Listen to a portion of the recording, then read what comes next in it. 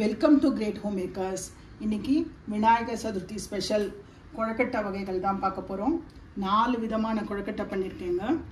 தேங்காய் பூர்ண கொழக்கட்டை, எள்ளு கொழக்கட்டை, பருப்பு பூர்ணம் வச்சு உப்பு கொழக்கட்டை, அம்னி கொழக்கட்டை. இது 4 தான் இன்றைக்கி பண்ணி காமிச்சிருக்கேன். இதெல்லாம் எப்படி பண்ணுறதுன்னு நம்ம இப்போ பார்க்கலாம். கொழக்கட்டைக்கு மேல் மாவு தான் பார்க்க போகிறோம். 1 டம்ளர் பச்சரிசி, நார்மல் பச்சரிசி தான் எடுத்திருக்கேன். அதை வந்து ஒரு 2 hours நல்லா ஊற வச்சுருக்கேன். மிக்ஸி ஜாரில் தண்ணி இல்லாமல், ரொம்ப தண்ணி முதல்ல விட வேண்டாம், அப்போ வந்து நைஸாக அரைக்காது. கொஞ்சமாக தண்ணி விட்டு ஃபஸ்ட்டு அரைச்சிக்கலாம். மாவு பாருங்கள், நல்லா நைஸாக அரைச்சாச்சு. இதில் உப்பு ஒரு 1/4 டீஸ்பூன் உப்பு போட்டுக்கலாம்.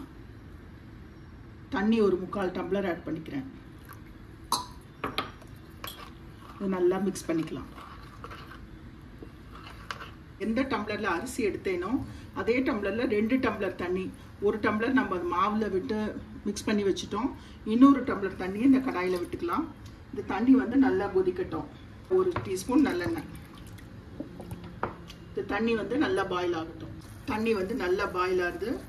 நம்ம எடுத்து அரைச்சி வச்ச மாவை வந்து இந்த தண்ணியில் ஆட் பண்ணிக்கலாம்.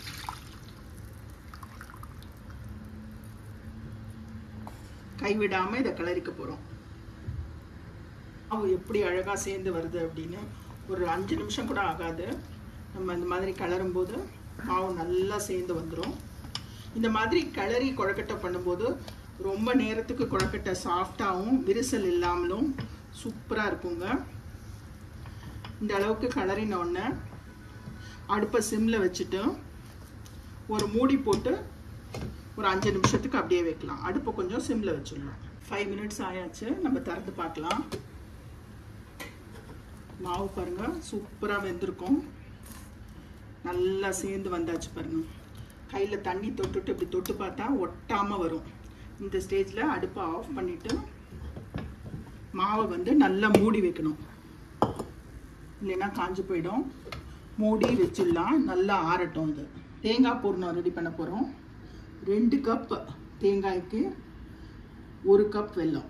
நீங்கள் எந்த கப்பில் வேணால் மெஷர்மெண்ட் எடுத்துக்கலாம். ஃபஸ்ட்டு அந்த 1 கப் வெல்லத்தை கடாயில் போட்டுக்கிறேன்.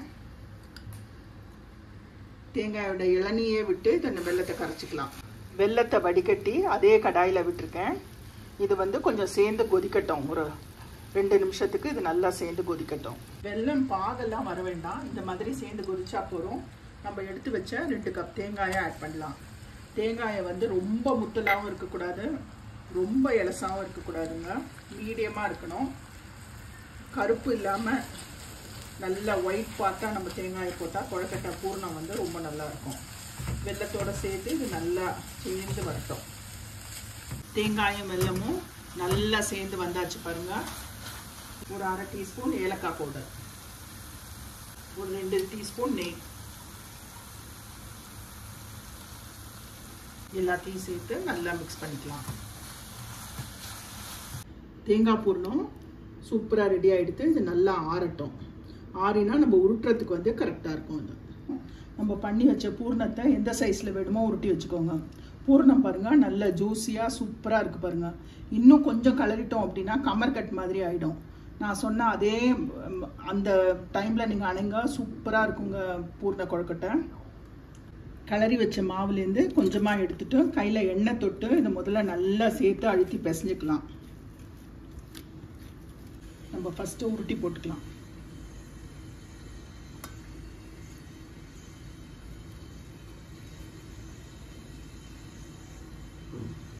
கொழக்கட்டை பண்ண ஆரம்பிக்கலாமா? உருட்டி வச்ச மாவுலேருந்து எடுத்துட்டு கையில் கொஞ்சமாக நல்லெண்ணெயை தொட்டுட்டு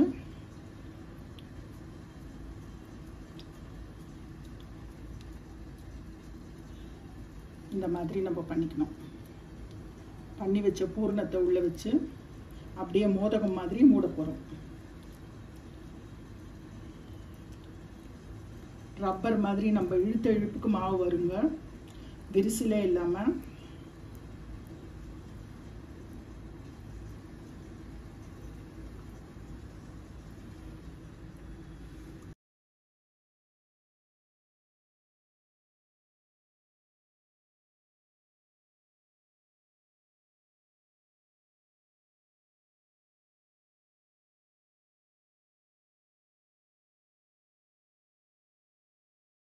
இதே மாதிரி நம்ம எல்லா கொழுக்கட்டையும் பண்ணிக்கலாம். மோதகம் எல்லாம் ரெடி.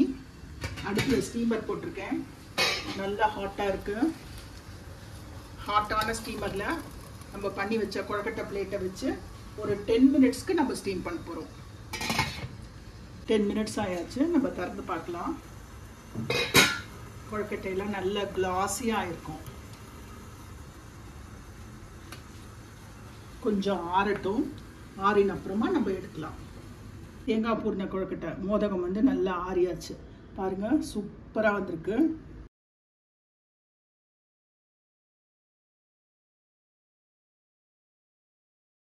டேஸ்டியான நம்மளோட வெள்ளை கொழுக்கட்டை வந்து ரெடி. எள்ளு கொழுக்கட்டைக்கு எள்ளு பூர்ணம் ரெடி பண்ணிடலாம்.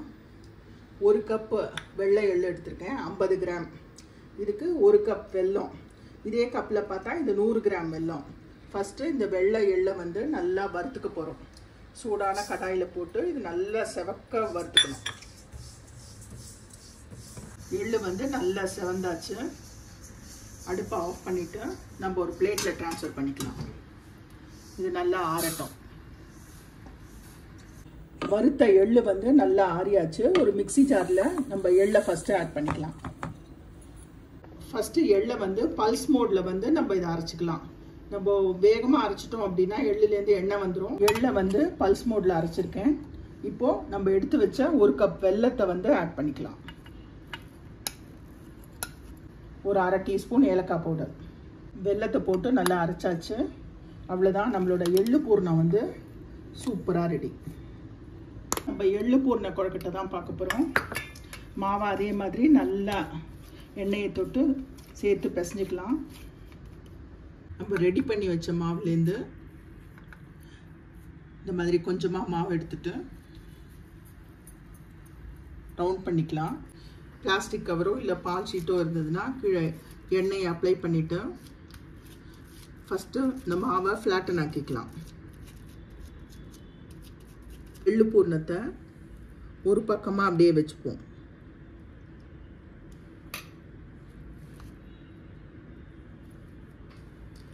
இதை வந்து அப்படியே மூடி கவர் பண்ண போகிறோம். அவ்வளோதான். எட்ஜஸை வந்து அப்படியே லாக் பண்ணிடலாம். சீல் பண்ண போகிறோம்.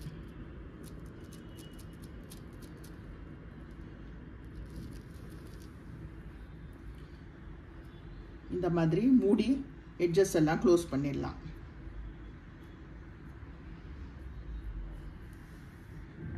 ஸ்டீமர் வந்து நல்லா ஹாட்டாக இருக்குது. நம்ம பண்ணி வச்ச எள்ளு கொழுக்கட்டையை ஒரு 10 மினிட்ஸ்க்கு ஸ்டீம் பண்ணிக்கலாம். நம்ம எள்ளு கொழுக்கட்டையும் சூப்பராக வெந்தாச்சு. ஆறின அப்புறமா நம்ம எடுக்கலாம். இப்போது பருப்பு கொழுக்கட்டைக்கு ஃபில்லிங் தான் ரெடி பண்ண போகிறோம். 1 கப் கடலைப்பருப்பு, 1/2 கப் உளுந்து. இது ரெண்டுத்தையும் ஒன்றா போட்டு 2 தடவை நல்லா வாஷ் பண்ணி ஒரு 2 ஹவர்ஸ் ஊற வச்சு எடுத்து வச்சுருக்கேன். பருப்பெல்லாம் நல்லா ஊறிருக்கு. ஒரு மிக்சி ஜாரில் வத்த மிளகா ஒரு 4, பச்சை மிளகா ஒரு பச்சை மிளகா, இஞ்சி கொஞ்சம், ஊற வச்ச பருப்பை வந்து தண்ணி இல்லாமல் போட்டு முதல்ல இதை வந்து கொரகொரப்பாக அரைச்சிக்கலாம். மிளகாயை போட்டு ஒரு சுற்றிட்டோம். மீதி இருக்க பருப்பையும் தண்ணி எல்லாம் இல்லாமல் மிக்சி ஜாரில் போட்டு தேவையான அளவு உப்பு ஆட் பண்ணிக்கலாம். பெருங்காயப்பொடி ஒரு 1/2 டீஸ்பூன் பெருங்காயப்பொடி. எல்லாத்தையுமே போட்டு கொரகொரப்பாக அரைச்சிக்க போகிறோம். இந்த மாதிரி நல்லா கொரகொரப்பாக அரைச்சிக்கணும். இட்லி பிளேட்டில் எண்ணெய் தடவி வச்சுருக்கேன். நம்ம அரைச்ச பருப்பு விழுதை வந்து இட்லி பிளேட்டில் வச்சு நம்ம ஸ்டீம் பண்ண போகிறோம். ஸ்டீமர் வந்து நல்லா ஹாட்டாக இருக்குது. நம்ம அரைச்ச பருப்பை வச்சு ஒரு 10 மினிட்ஸ்க்கு இது நல்லா ஸ்டீம் பண்ணிக்கலாம். 10 மினிட்ஸ் ஆயாச்சு. பருப்பும் நல்லா வெந்தாச்சு. அடுப்பை ஆஃப் பண்ணிடலாம். இது கொஞ்சம் நல்லா ஆறட்டும். வெந்த பருப்பு சிலியை மிக்சி ஜாரில் போட்டு பல்ஸ் மோடில் ஒரு திருப்பினோம் அப்படின்னா நல்லா உதிராக வந்துடுங்க. இப்போ பல்ஸில் பண்ணினோம் அப்படின்னா ஈஸியாக அப்படியே உதிராக வந்துடுங்க. கஷ்டப்படவே வேண்டாம். உசிலியை தாளிச்சிடலாம். 2 டீஸ்பூன் ஆயில் விட்டுருக்கேன். எண்ணெய் காஞ்ச உடனே ஒரு 1/2 டீஸ்பூன் கடுகு, உளுத்தம்பருப்பு ஒரு 1/2 டீஸ்பூன், பெருங்காயம் ஒரு 1/2 டீஸ்பூன், கருவேப்பிலை போடணும். நம்ம உதுத்து வச்ச உசிலியை ஆட் பண்ணிக்கலாம்.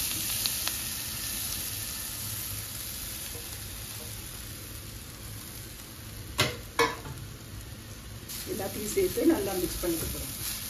அவ்வளோதான், அடுப்பை ஆஃப் பண்ணிடலாம். கடைசியாக கொஞ்சமாக லெமன் ஜூஸ் உங்களுக்கு வேணும்னா நீங்கள் புழிஞ்சிக்கலாம். கார கொழுக்கட்டைக்கு நம்ம உசிலி வந்து ரெடி. உப்பு கொழுக்கட்டை பண்ணிடலாம். இந்த மாதிரி ஒரு சின்ன சைஸை மாவு எடுத்துட்டு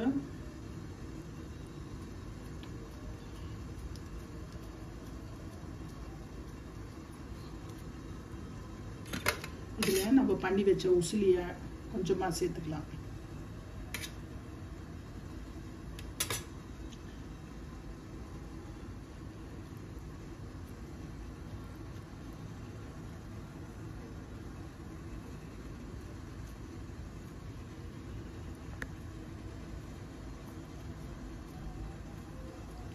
இந்த மாதிரி ட்ரையாங்கிள் ஷேப்பில் நான் பண்ணியிருக்கேன். இந்த மாதிரி மாவு எடுத்துட்டு உள்ள உசிலியை வச்சுட்டு அப்படியே முடிக்க போகிறோம். இது ரொம்ப ஈஸி. எல்லாத்தையும் சேர்த்து அப்படியே கவர் பண்ண போகிறோம். நம்ம போலிக்கெலாம் மாவு சேர்த்து உருட்டுவோம் இல்லையா, அந்த மாதிரி தான்.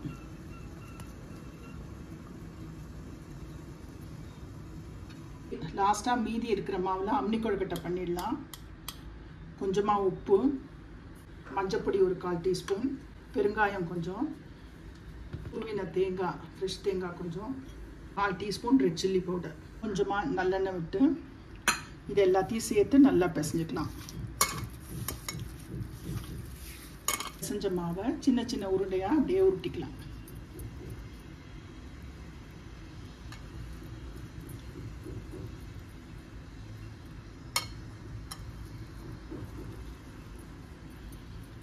இந்த மாதிரி உருட்டி போட்டால் ஸ்டீமர் வந்து ஹாட்டாக இருக்குது. உருட்டி வச்ச அம்னி கொழுக்கட்டையும் அதுக்கு மேலே அப்படியே உப்பு கொழுக்கட்டையும் ஒரு 10 மினிட்ஸ்க்கு நம்ம ஸ்டீம் பண்ணிக்கலாம். 10 மினிட்ஸ் ஆயாச்சு. நம்ம உப்பு கொழுக்கட்டையும் சரி அம்னி கொழுக்கட்டையும் சூப்பராக வெந்து ரெடி ஆயாச்சு. அம்னி கொழுக்கட்டையை தாளிச்சிடலாம். ஒரே ஒரு ஸ்பூன் எண்ணெய், கடுகு ஒரு 1/4 டீஸ்பூன், உளுத்தம்பருப்பு ஒரு 1/4 டீஸ்பூன், கருவேப்பிலை, நம்ம 2 அம்னி கொழுக்கட்டையும் ஆட் பண்ணிக்கலாம்.